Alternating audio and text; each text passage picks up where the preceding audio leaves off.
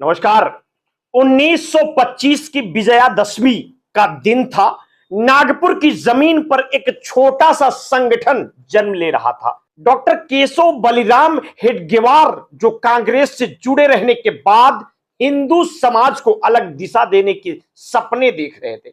उन्होंने इस संगठन को खड़ा किया, नाम रखा राष्ट्रीय स्वयंसेवक संघ।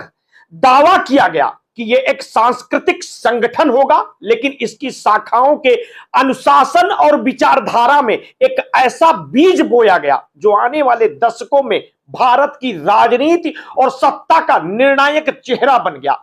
आजादी की लड़ाई जब अपने चरम पर थी तो देश के लाखों लोग जेल जा रहे थे, सत्याग्रह कर रहे थे, अंग्रेजों के खिलाफ मोर्चा खोल रहे थे।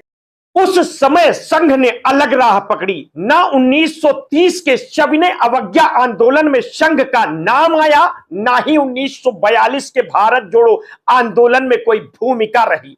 उल्टा द्वितीय विश्व युद्ध के दौरान संघ ने अंग्रेजों की सेना के लिए हिंदुओं की भर्ती का अभियान चलाया। इस भर्ती का इस्तेमाल आगे चलकर सुभाष चंद्र बोस की आजाद हिंद फौज को दबाने में हुआ। यानी उस दौर में संघ ने वही किया जो अंग्रेजों की फूट डालो और राज करो की नीति को मजबूत करता था। लेकिन संघ की असली परख हुई आजादी के ठीक बाद। 30 जनवरी 1948 का दिन, दिल्ली का बिरला भवन, शाम की प्रार्थना में महात्मा गांधी जा रहे थे।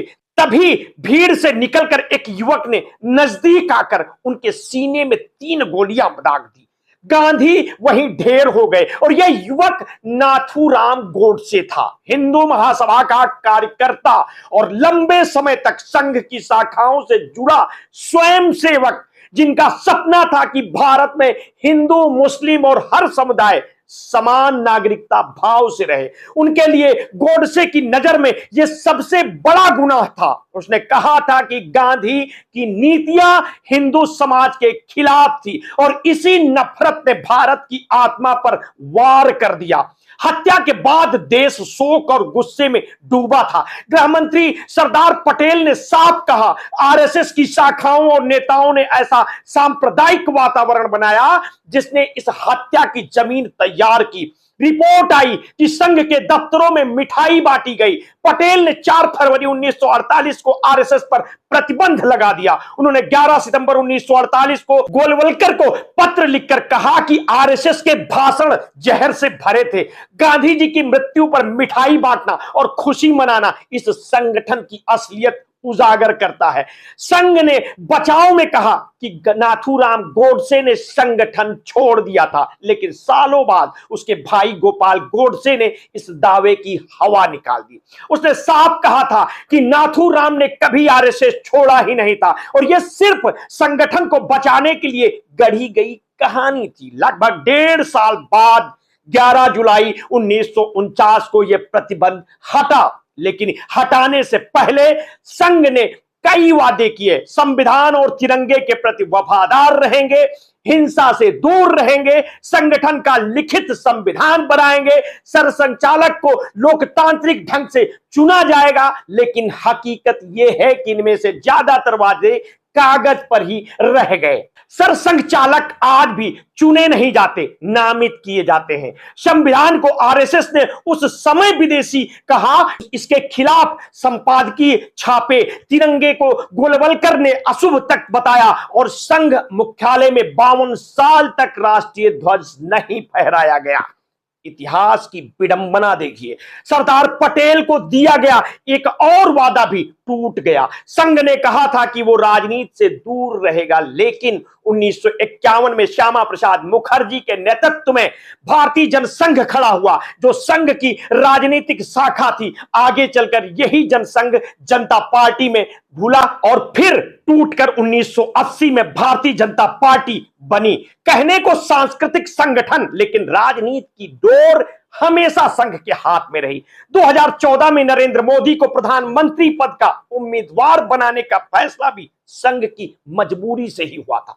दूसरा बड़ा मोड़ आया 1975 में, जब इंदिरा गांधी ने आपातकाल लगाया। सत्ता पूरी तरह शिकंजा कसते हुए उन्होंने संघ और जमाते इस्लामी दोनों पर प्रतिबंध लगा दिया। आरोप था सांप्रदायिकता फैलाने का। इस बार सरसंघचालक बाला साहेब देवरस ने प्रधानमंत्री को पत्र लिखकर कहा कि वे संघ सरकार के 20 सूत्री कार्यक्रम में सहयोग करेगा। हम सरकार विरोधी आंदोलन से दूर रहेंगे। जेलों में बंद कई कार्यकर्ताओं ने माफी मांगकर रिहाई भी पाई, लेकिन प्रतिबंध तभी हटा जब इंदिरा हटी और 1977 में जनता पार्टी की सरकार आई। फिर आया 6 दिसंबर 1992, अयोध्या का दिन। राम जन्मभूमि बाबरी मस्जिद विवाद को लेकर माहौल गर्म था। उत्तर प्रदेश के मुख्यमंत्री कल्याण सिंह ने सुप्रीम कोर्ट और केंद्र सरकार को हलफनामा दिया था कि मस्जिद सुरक्षित रहेगी। कहा गया कि सिर्फ प्रतीकात्मक कार सेवा होगी, भजन कीर्तन पूजन पाठ होगा। लेकिन उस दिन लाखों कार सेवक इकट्ठा हुए और मस्जिद की गुंबद गिरा दी गई।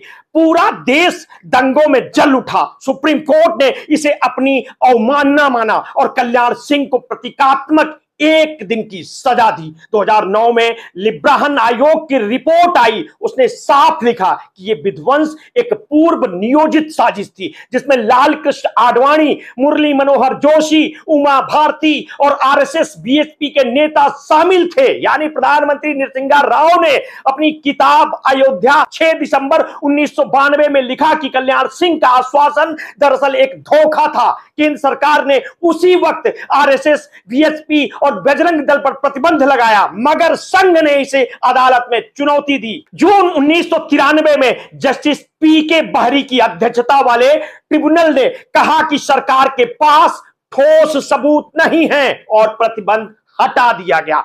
3 बार प्रतिबंध, 3 बार वापसी, हर बार पहले से ज्यादा ताकत होकर लौटना, यही आरएसएस की कहानी है। वो खुद को सांस्कृतिक संगठन कहता है, मगर उसके विचारक हमेशा हिंदू राष्ट्र का सपना बताते रहे हैं। गोलवलकर जैसे नेताओं का साफ कहना था कि इस राष्ट्र में अल्पसंख्यकों को दूसरे दर्जे का नागरिक बनना होगा। सरदार पटेल ने इसे पागलपन कहा था, लेकिन यही विचार धीरे धीरे राजनीति की मुख्य धारा बना। राम मंदिर आंदोलन इसका सबसे बड़ा उदाहरण था। अदालतों से परे जाकर आस्था का सवाल उठाया गया, मंदिर के लिए आंदोलन खड़ा हुआ और यही आंदोलन आगे चलकर बीजेपी को देश की सबसे बड़ी पार्टी और सत्ता की बागडोर दिलाने वाला साबित हुआ। विडंबना यह है कि मंदिर का रास्ता भी अंततः सुप्रीम कोर्ट के फैसले से ही साफ हुआ, जबकि आंदोलन की शुरुआत अदालत के रास्ते को ठुकराने से हुई थी। और यह कहानी बताती है कि आरएसएस सिर्फ एक संगठन नहीं, बल्कि एक विचारधारा की परछाई है, जो कभी दबाई जाती है, कभी प्रतिबंधित होती है, मगर हर बार और गहरी और तेज होकर बाहर निकल आती है। यह कहानी बताती है कि आजाद भारत के इतिहास में गांधी की हत्या से लेकर आज की सत्ता तक हर मोड़ पर संघ की परछाई मौजूद रही है। और यह परछाई कई बार अंधेरे जैसी लगती है, तो कई बार उसे उजाले की चादर में ढकने की कोशिश की जाती है। लेकिन चाहे जो भी हो, ये परछाई अब भारतीय राजनीति की सबसे बड़ी अस्थाई सच्चाई बन चुकी है। आप आरएसएस के बारे में क्या सोचते हैं? अपनी प्रतिक्रिया हमें वीडियो के कमेंट बॉक्स में अवश्य दीजिएगा। आपने अगर अभी तक हमारे चैनल को सब्सक्राइब नहीं किया तो तत्काल कर लीजिए, बेल आइकन दबाना बिल्कुल ना भूलिए। अपने स्वास्थ्य के प्रति सचेत रहिए, सजग रहिए और हां, आपने कभी भी कोरोना वैक्सीन लगवाई है तो समय समय पर अपने ब्लड प्रेशर की जांच अवश्य कराते रहिए। अपना ध्यान रखिए। बहुत बहुत धन्यवाद। साधुवाद।